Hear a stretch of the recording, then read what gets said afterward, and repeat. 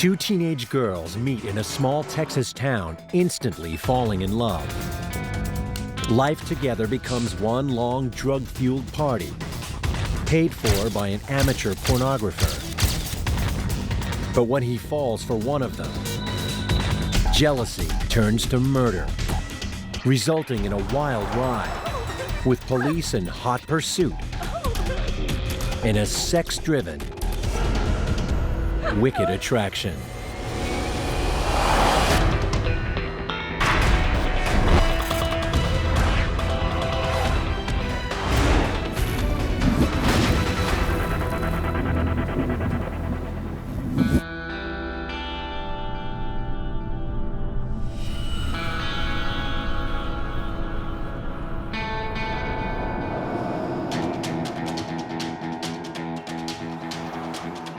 In May 2005, 5 women are driving aimlessly beneath desert skies. They're on the run, aware that the police are trying to track them down. Hi, girls. Within days, there's just 2 left, the others abandoned along the way.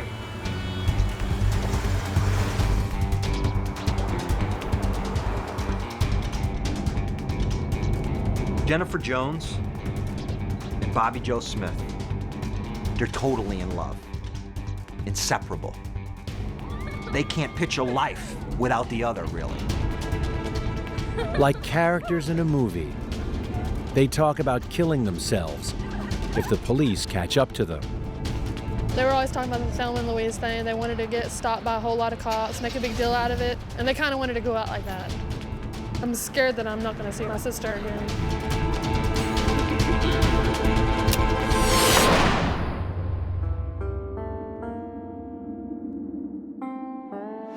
Jennifer Jones and Bobby Joe Smith's story starts 50 miles west of Fort Worth. In Mineral Wells, Texas.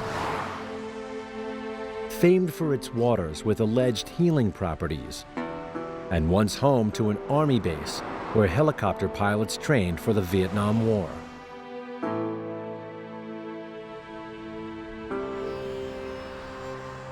"18-year-old Jennifer Jones is young, impressionable, and still trying to figure out what the future may hold. All that changes when she sets eyes on her sister Audrey's new lesbian lover. How are you?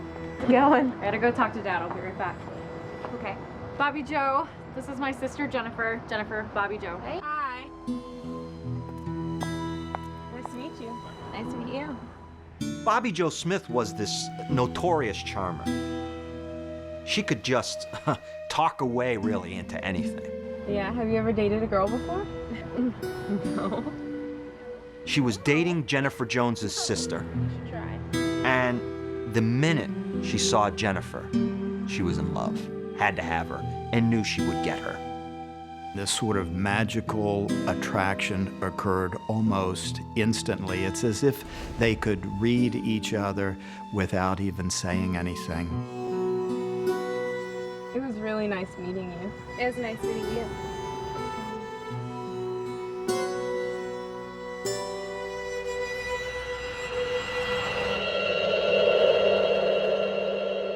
The following day, behind her girlfriend's back, Bobby Joe arranges to meet Jennifer, confident she can persuade her to ditch boys and become her new lover. Bobby Joe isn't shy. When she sees something she wants, she gets it. Jennifer Jones was in a lot of relationships, all with boys. She's never had a kiss like this in her life. Bobby Joe swept her off of her feet. Audrey is forced to accept that Bobby Joe now only has the hots for her younger sister, sealed with a kiss. She was like hooked to her, because most of the guys that she was with growing up, they just wanted her for sex. But Bobby Joe was so in love with her, and that's what she wanted. Bobby Joe is making up for lost time, as up until now, there hasn't been a lot of love in her life. Bobby Joe was abandoned by her parents. She was raised by her grandparents. She was a very outgoing person, and she had a lot of friends. In school, she's boy crazy, but her carefree attitude comes at a price. In 10th grade, she becomes a young mom. She married her boy's father, but that was short-lived. Through her ex-husband's family, Bobby Joe gains a new friend, Bob Dao. They both love sex, drugs, and rock and roll. Let me video cam you. Okay, video cam me? Yeah, let's see. You stand up there with him. Just turn it. Bobby Joe and Mr. Dao had this sort of dance they did. They used each other, they played off each other. Mr. Dao provided Bobby Joe a place to stay, drugs, other things of interest to her. In return, she happily recruits attractive young girls to star in his amateur porn films. And whenever he gets a chance, Bob likes to join them between the sheets. Bobby Joe's relationship with Jennifer Jones, however, is different. She wants Jen all for herself. Hey. This is my new friend, Jen. A demand Bob Dao has trouble agreeing to. You want to be in a movie? Mm-hmm. Have a seat. Sit down. Do you have a bathroom? Yeah, I've got one. It's in the back there.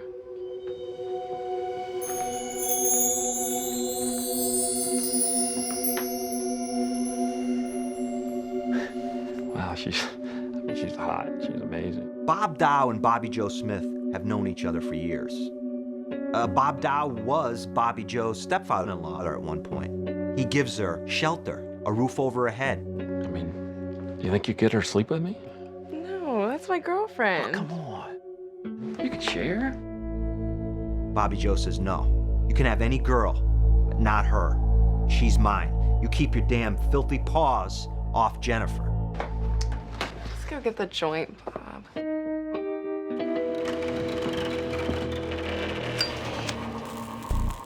Jennifer Jones moves in with them and is soon sleeping with Bobby Joe, who introduces her to a regular diet of hard drugs. For the next 3 weeks, life becomes one long party. It's just one bender after another for Jennifer and Bobby Joe. Xanax, pot, coke, meth, booze. Bobby Joe and Jennifer sensed in each other sort of a compatriot relationship in flaunting rules, flaunting authority, and that drew them together. In a drug-induced haze, the girls become convinced a friend named Darcy is trying to tear them apart. And they come across a notebook of Darcy's with some of the pages ripped out, and they believe that those pages, that's a voodoo hex. They gather up everything that Darcy's touched, or may have touched, put it in a pile outside, and burn it in a bonfire. There's an expression, folie deux, where two people share the same misconception or delusion. Sleep deprivation, fueled by a lot of stimulant drugs, probably contributed substantially to their theory that Darcy had put a hex on them. What the hell? Guys! What's going on? Oh my God! What are you doing? What is that?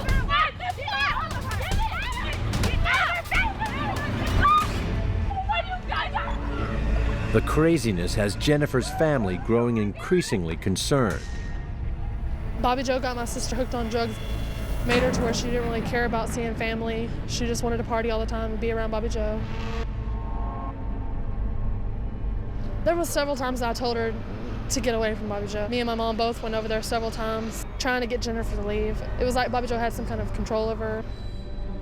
When they're not completely wasted on booze and drugs, Jennifer starts helping Bobby Joe recruit more young girls to star in Bob Dao's films, shot and screened purely for his own sexual gratification. What's your name? Tiffany. Hi, Tiffany. How you doing? Good, how are you? Nervous? That's, you don't need to be nervous. I've done this a bunch, hundreds of times. Perfect, perfect. Despite the revolving door of girls, deep down, there's only one Bob Dao lusts after. The forbidden fruit that is Jennifer Jones. He's infatuated with her, mesmerized by her. Can't get his mind off her, really. He keeps pushing Bobby Joe. Come on, just let me sleep with her, just once. And Bobby Joe warns him, no, stay away. We're in love. She's all mine.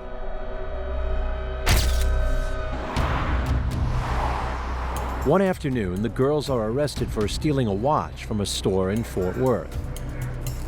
The store calls the police, and Jennifer and Bobby Joe are picked up, taken, and booked. Thrown in jail.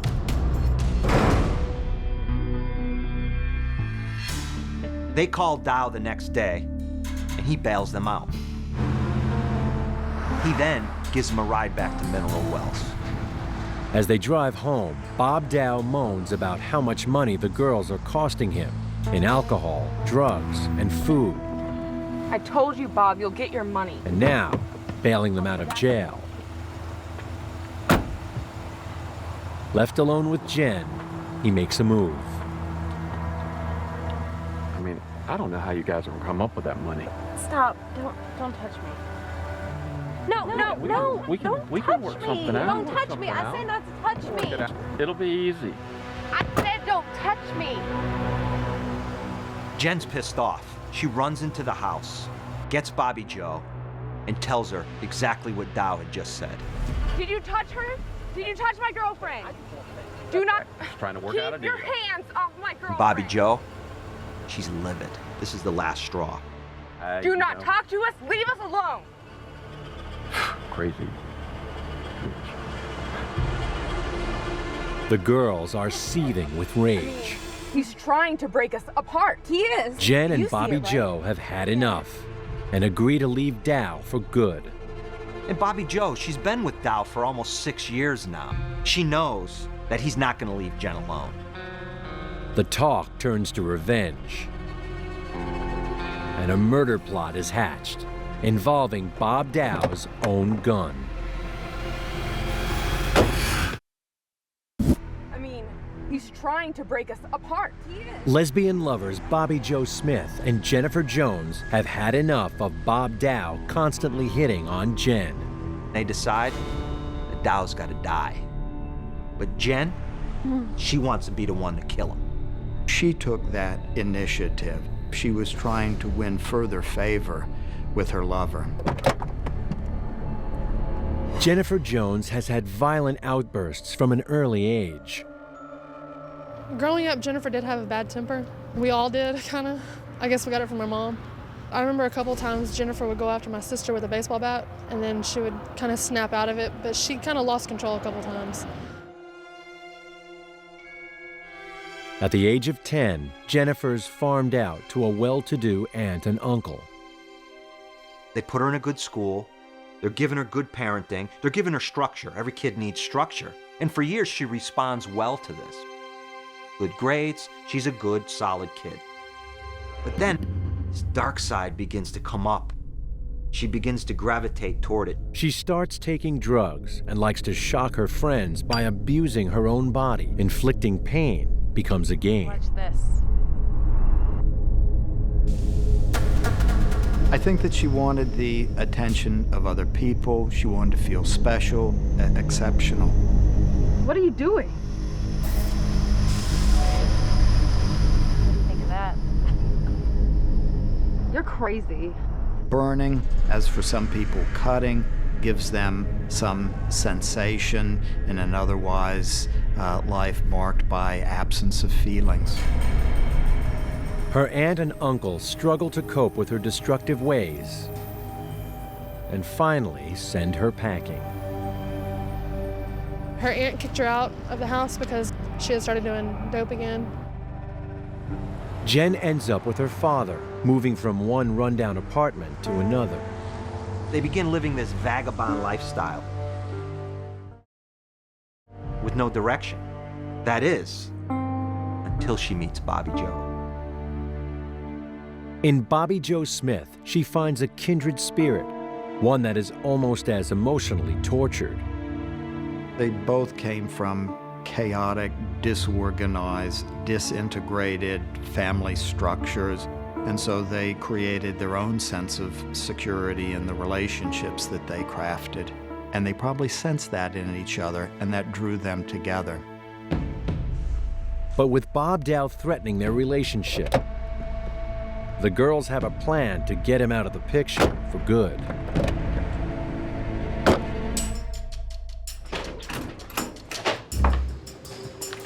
Bob, we need to talk.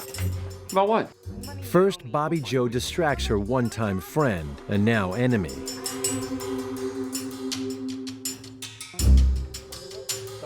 Allowing her lover to slip inside and carefully position Bob Dao's own revolver.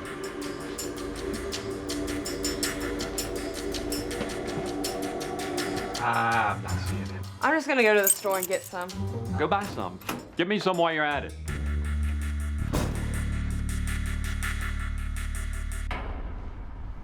You're right. Jennifer Jones lures him into her trap, using her beauty as bait. I do owe you for that money. Come on. You know, it's okay. We're good. We're good. Surprisingly, Dao says, no, no, no. You know, I've thought about this. It's not right. Bobby Joe's, you know, absolutely correct. You two are lovers. I'm sorry. Come on. You know you want me. No doubt about that.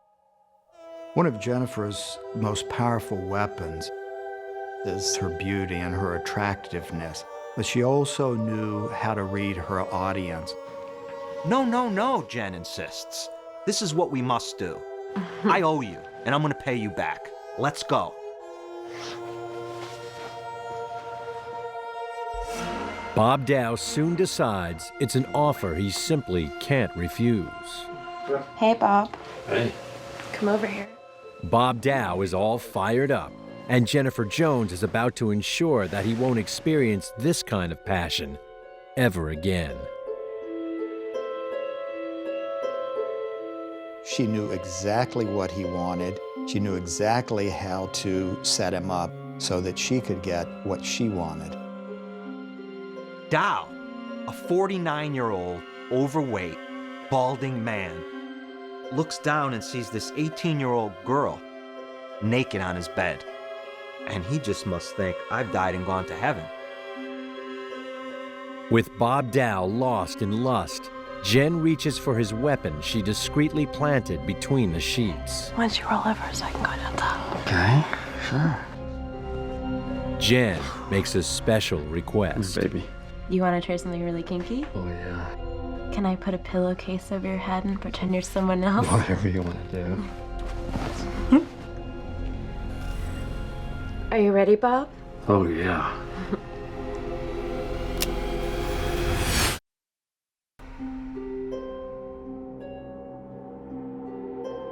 Hey, once you roll over so I can go downtown. Okay.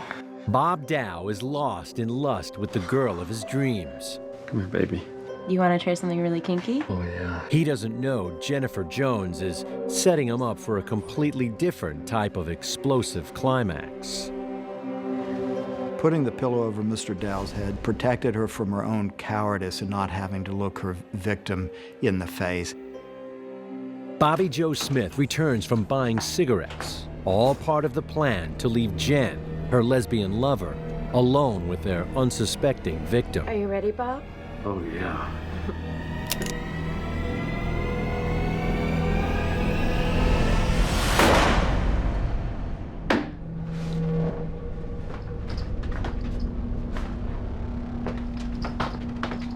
Bobby Joe comes into the room, and she sees Jen literally with a smoking gun in her hand. Wow, you're sexy with that gun. He's not dead.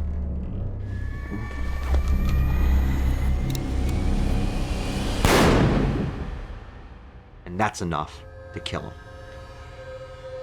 Let's get out of here. Let's see what he's got.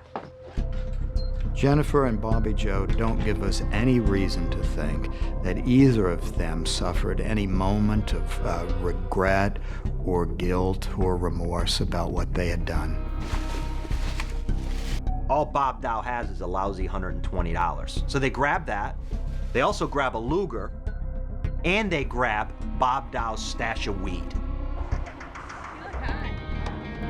Stealing Dow's pickup truck, the girls drive over to Jennifer's father's apartment.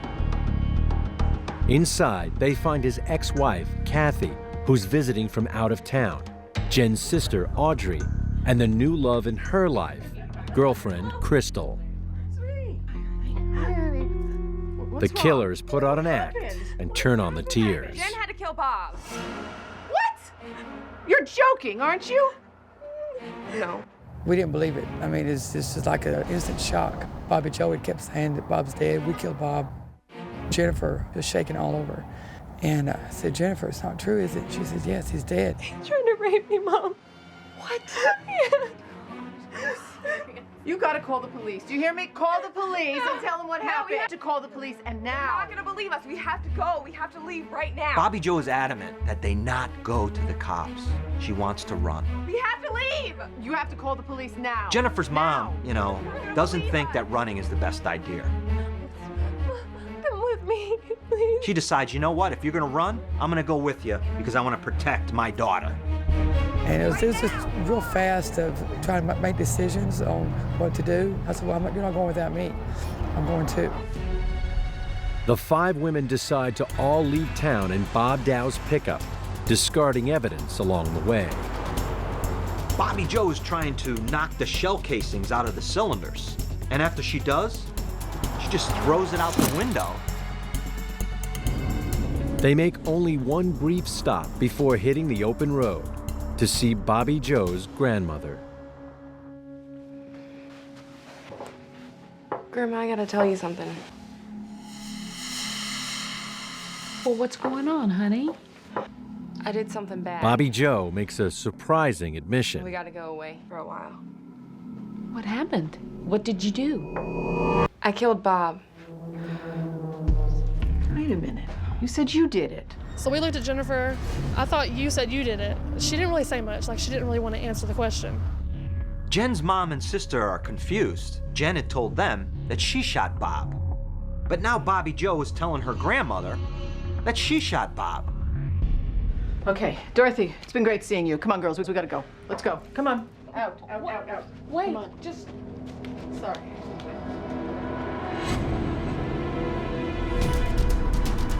Bobby Joe, Jennifer, and their entourage head off into the sunset. Destination unknown. I looked over at Jennifer and I said, what make you want to kill somebody? She said, I always want to know what it felt like to kill somebody. And I said, well, what did it feel like? She said, pretty good. She didn't even have a look of any kind of feeling in her face, She was a blank. Within a few hours, news of the murder begins to spread. Bobby Joe's grandmother tells her daughter and son-in-law what happened to Bob Dao, and they immediately call police. We received a call from a citizen who said that he believed a homicide had taken place and that the homicide was committed by Bobby Joe Smith.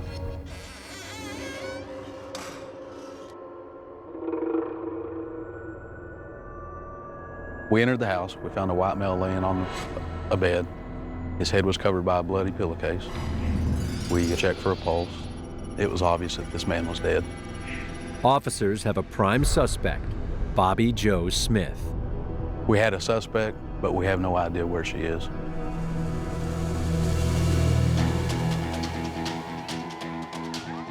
It's like some all-girls road trip. They grab a case of beer, they got the weed from Bob that they stole, and they're just on the run, drinking, drugging, and having one big party. For now, the trip is just one big adventure. They have no idea where they're going. They didn't bring a map. They just get on the road heading west. They talk about Canada, maybe, Mexico, New Mexico. One thing that they all have in common is that they are short-sighted. They may be dreamers, but they certainly aren't planners. Meanwhile, Bobby Joe's shocked grandmother has no qualms about contacting the police to reveal a murder has taken place and the suspects have skipped town. She had told us that Bobby Joe told her flat out that she shot Bob Dao. She also said that Jennifer Jones confirmed the story, that Jennifer was probably on the run with Bobby, and there were several others with her. We had enough probable cause to get a warrant for murder. They've got a warrant, but they still have no idea where Bobby Joe, Jen, and the others are.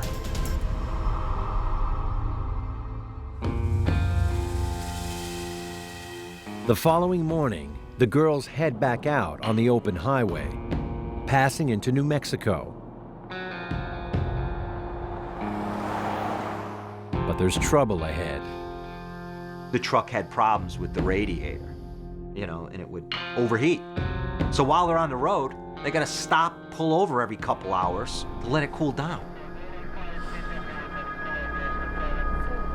The disabled truck catches the eye of a highway patrol officer.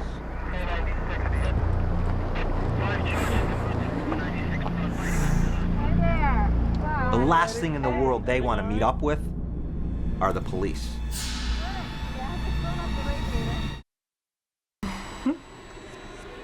Are you ready, Bob? Oh, yeah.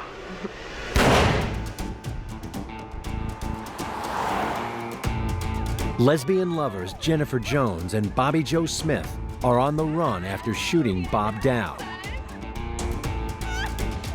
Along for the ride are Jen's mom, Kathy, sister Audrey, and her girlfriend, Crystal. The women are trying to keep their cool as their getaway vehicle's overheating and a highway patrol car is approaching. How's it going, ladies? Good. The killers are hundreds of miles from home, but have no way of knowing if they're on a most wanted list. Everything all right? Sure. Yeah, just filling up the radiator. All right. You know the number if you need us. Yeah. Have a good one. Thank you. You Bye. We're good. We got this. Bobby Joe and Jennifer feel emboldened. They think they've literally gotten away with murder. We were all smoking weed, drinking, partying in the truck. However, it doesn't take them long to discover life on the run is expensive. Without money, this is one party that could soon be coming to an end. Searching for something to sell, there's only a single possession worth parting with: Bob Dao's gun that the girls grabbed after the murder. It's really the only thing of value that they have left, so they stop at a pawn shop in New Mexico and hock the thing for $70. There's another reason Audrey is glad the gun is gone. Jennifer and Bobby Joe are speculating on how the road trip may end, Thelma and Louise style. They wanted to be sworn by cops and make it a big scene, be on the news. The five runaways drive on to scorching Arizona. The reality of life on the road with zero funds is rapidly losing its attraction, and Audrey's girlfriend, Crystal, becomes the first to miss the comforts of home. Crystal, Jennifer's sister's girlfriend, she calls her mother back in Texas, and her mother gives her the best advice. She says, leave that group, come back home. The group drops her off in Chandler, Arizona. Bye, girls. Bye, Crystal. Bye, Crystal. Love you. Love you. It doesn't take long for information to filter back to police. By the time that we were able to call Crystal, she was with her mother and on her way back to Texas. We asked Crystal if she'd be willing to come in and give us a statement, and she agreed to. Back on the road, Jennifer and Bobby Joe come up with an idea to relieve the boredom of hours of driving. They wanted to get married. I said, well, we can't find a preacher who's going to marry y'all. She said, well, Mom, you can do it. You used to be a Sunday school teacher. Well, okay, I went along with this. I knew it wasn't for real. Love is patient. Love is kind. Love is not The make-believe ceremony is hardly what most brides would savor, staged outside a motel. It's not irritable. She reads a verse from Corinthians 13. Do you have the ring? don't you go ahead and place it on? And suddenly, the two lesbians are married. That's what they believe. It was a surreal thing, you know, but it wasn't for real. To consummate the marriage, Jennifer and Bobby Joe head for a motel room, while Kathy and Audrey go to find food. After waiting for an hour, the killers become impatient and go looking for them.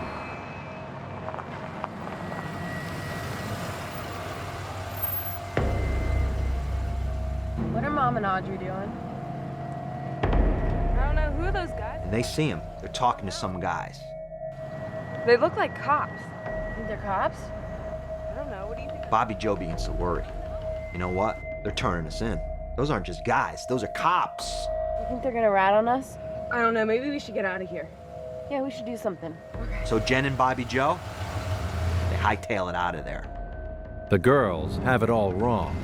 They're not cops. It wasn't a cop. It wasn't to turn Jennifer in. I was trying to keep away from the police. Me and my mom went next door to the truck stop. We went to go get some drinks, and she talked to a truck driver. There was no cops. Okay, for nice. I know. Hey, girls, we're back. Jen? Jennifer, where are they? Their stuff is gone. We got back, and the truck was gone. All of our stuff was taken out of the truck and put on the other side of the hotel. Now, with no money and no transportation, Kathy calls her ex-husband. Well, every time we stopped somewhere, I called Jennifer's dad to let him know that we were okay. This time, she and Audrey need a long ride home, and there's a lot to think about. I was very concerned. I'm very concerned about Jennifer's safety. I don't trust Bobby Joe at all. Anything she'd done, anything she said, anything. I was afraid that maybe they were gonna go kill each other. Be long? All right, we'll wait for you. Thanks. Bye.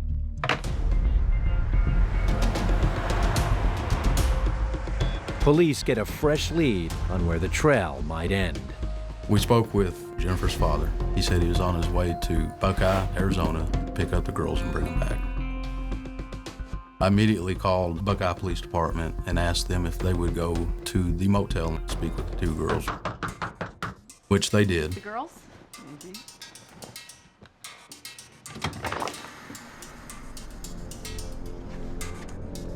We're looking for Bobby Joe Smith and Jennifer Jones. You're not under arrest. We did not have an arrest warrant for them. Okay. But they agreed to go to the police department and give a statement.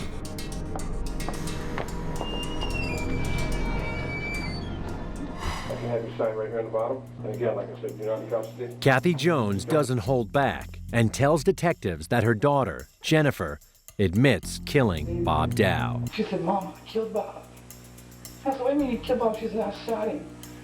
And then Who said this? my daughter, Jennifer. Okay. But I asked her, what happened? She said, you tried to rape her. He tried to have sex with me. And I said, well, you had the right to shoot with me. And she just kept laughing. Bob's dead. Bob's dead. I kept looking at Jennifer, asking her, I said, Jennifer, I said, how did it feel to kill somebody? And she said, it feels fucking good. I mean, I think she was showing off to Bobby Joe, too. Crystal agrees to take investigators to where Bobby Joe threw the murder weapon out of the car window in Mineral Wells.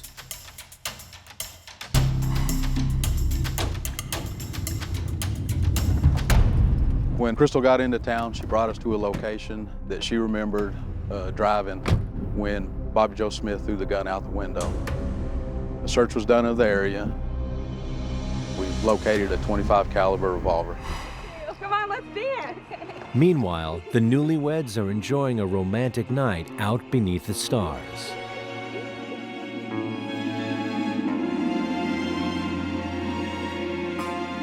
I'm gonna call my grandma. Okay. And the grandmother says, of course, where are you? And instead of lying, Bobby Joe tells the truth. Yeah, we're okay. We're in somewhere called Blythe. She says, we're in back of a billiard hall in Blythe, California.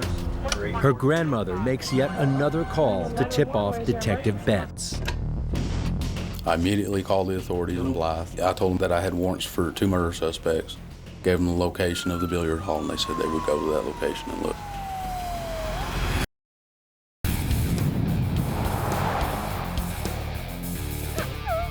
After abandoning the rest of their group, Jennifer Jones and Bobby Joe Smith stopped for the night behind a billiard hall in Blythe, California. Look at the stars. They're so beautiful. They don't know that Bobby Joe's grandmother has called police and told them where the killers are camped. The girls have made it known they see themselves as a true-life Thelma and Louise and may be prepared to die in a blaze of glory.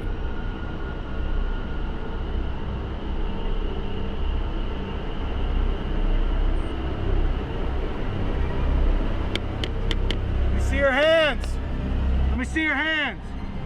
Let me see your hands. Passenger, open the door slowly. 2 girls were arrested without incident. The girls are driven 60 miles to the Riverside County Jail in California. Detectives from Mineral Wells in Texas arrive to take them into custody for the murder of Bob Dao. Bobby Joe Smith and Jennifer Jones both seem willing to talk. They were scared, nervous, and relaxed all at the same time. At times, when we would speak with them, they were crying, and then there were other times that they were laughing, and then at other times that they were just relaxed, sitting back in the chair. I do not think that they understood the magnitude of what they were into. The lies start to flow thick and fast. What happened that night? He tried to rape me. Initially, when we talked to Jennifer, she told us that she killed Bob Dao because he was raping her. Jennifer told us that she went into the bedroom to get her purse. Bob Dao snuck up behind her and grabbed her. Said if she didn't have sex with him, he was going to kill her. At that point, Bobby Joe comes in the room and pulls Bob Dao off of Jennifer. She throws Bob Dao down on the bed. She grabs a pillow and puts it over his head. And I grabbed the gun. Jennifer told us that she shot Bob Dao a couple times. She walked around the other side of the bed, shot him several more times. And at that point, Bobby took the gun away from Jennifer. You gotta believe me. Her lover also has lots to say. When we talked to Bobby Joe, she was very cooperative, and I believe that she didn't think she had done anything wrong. So what happened that night? I came in the room and Bob was on top of Jennifer. She was screaming for help. Bobby Joe's story contained more details about the fight in the room. Get the hell off of her! Get off! She hit Bob Dao. Bob Dao hit her back. Hey, Bob. She grabbed a pillowcase and hit Bob Dao on the head with it, and at that point she heard a gunshot go off. The stories are unconvincing and fly in the face of hard evidence. Bob was laying on his back on a bed and a pillowcase over his head. Both women agree to waive extradition and are returned to Texas. Detectives confront them about the inconsistencies in their statements. Based on the evidence at the scene and the stories that they told us, we didn't think that they were telling us the truth, so we wanted to polygraph both of them. Before the test begins, Jennifer Jones breaks down. She was hooked up to the machine, and at that point she started crying. She told us that she had not been truthful, You gotta believe me. and that she now wanted to tell us the truth. The truth is that Bob Dow's murder was not in the heat of the moment. Jennifer told us that she and Bobby Joe planned to kill Bob Dao. She seduced him, took him into the bedroom, and shot him in cold blood.